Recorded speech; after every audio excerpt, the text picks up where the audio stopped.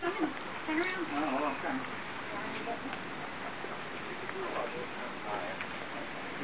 we know? Daniel, the first of the group. The first of many will work with me.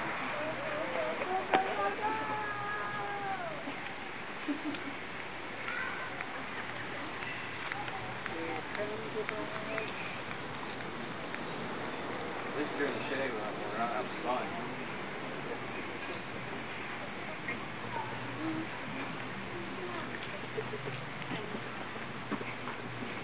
Allie, what are you doing here?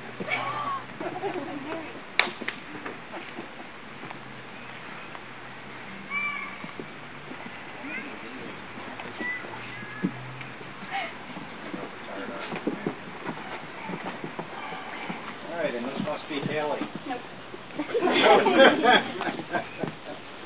Well, welcome everybody. We are gathered together today on this auspicious occasion in the presence of God to ask for His blessing upon the marriage of Daniel and Haley. And I think it's appropriate that as we bear witness to this joinder, we remember that marriage exists for the happiness and welfare of mankind, in order that a man and a woman who share mutual love and esteem for each other, and who are willing to bear each other's strengths and weaknesses, who are willing to comfort each other in sickness, trouble, and sorrow, and can live together in grace with each other and in grace with God.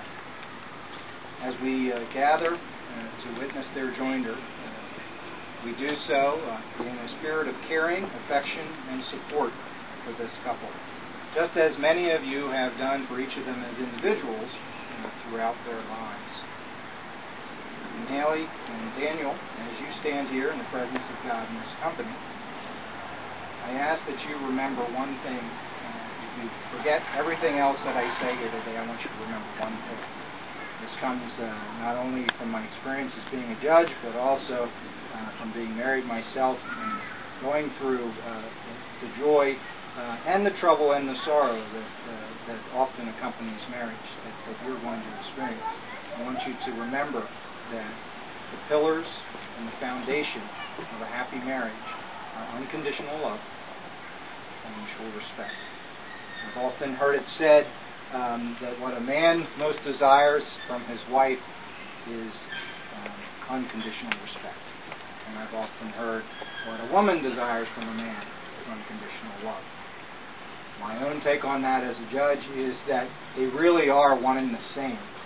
And it's really a matter of where you place your emphasis, on the word love or on the word respect. But if you love her unconditionally, you are respecting her. And if you respect him as a man and the decisions that he makes, he will experience that as well.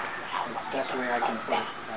But if the two of you just remember to provide each other with unconditional love and mutual respect, regardless of how you want to weight the two words, your marriage, I'm confident, will be a happy one and a joyous one.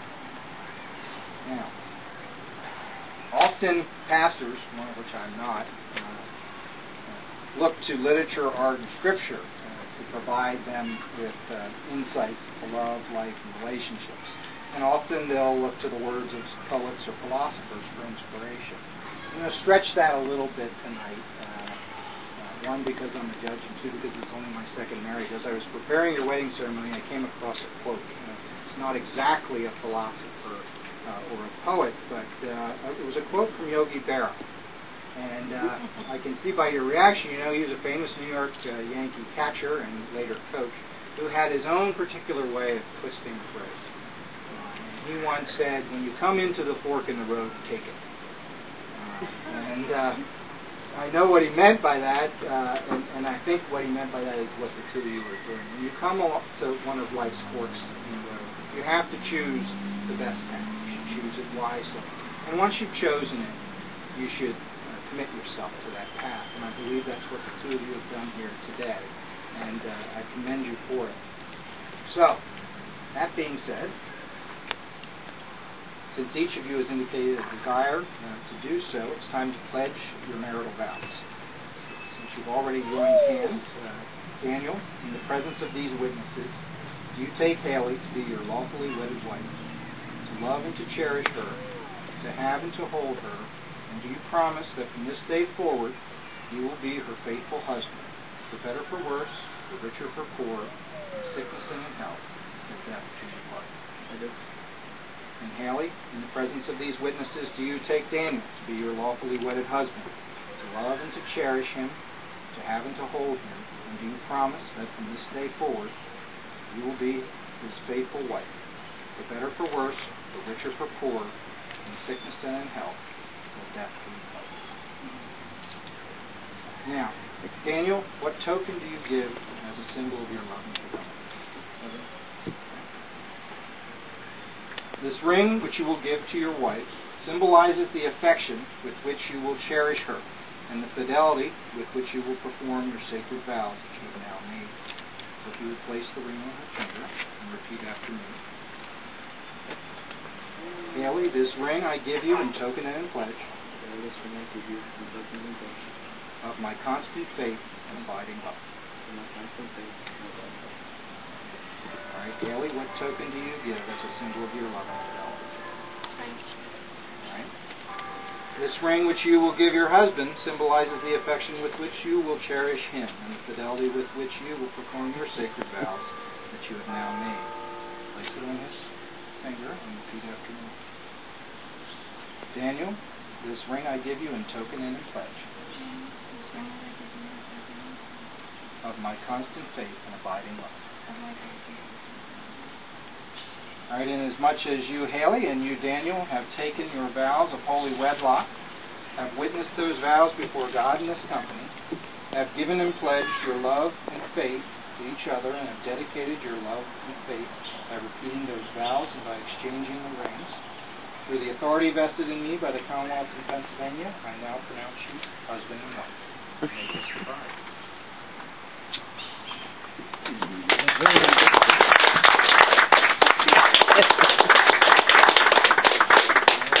In closing, what I'd like to indicate to you is that this public statement that you've made today is a very important one. You've invited the world to acknowledge that you wish to live your lives in unison, or in union which is sacred and serious.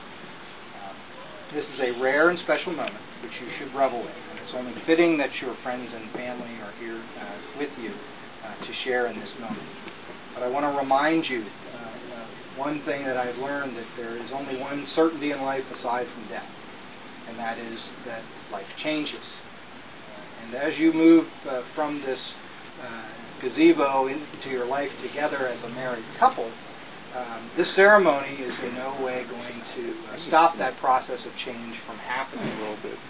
Change often is an exciting thing, but it also can be a frightening thing. And many times it's a rather confusing thing. But if you can remember what I told you at the beginning, my admonition to treat each other with unconditional love and mutual respect, and if you can remember every so often, as life begins to turn back into normalcy, to use your communication skills to remind each other just how important this marriage is to you. And I am absolutely confident that you will have a long, happy life together, and it will be filled with love and joy. Congratulations. Thank you. All right, now you may face the crowd. And it is now, ladies and gentlemen, my distinct pleasure and honor to present to you for the first time as husband and wife, Mr. and Mrs. Daniel Collier.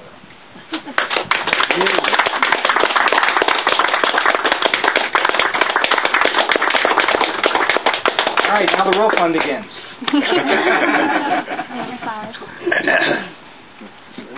Are you going to throw the bouquet? No. Nobody here that wants it. Do you want it? Huh? No. Okay. You are a very good young man. And then you can follow it, and we'll throw the rice at you. We're going to throw the bouquet.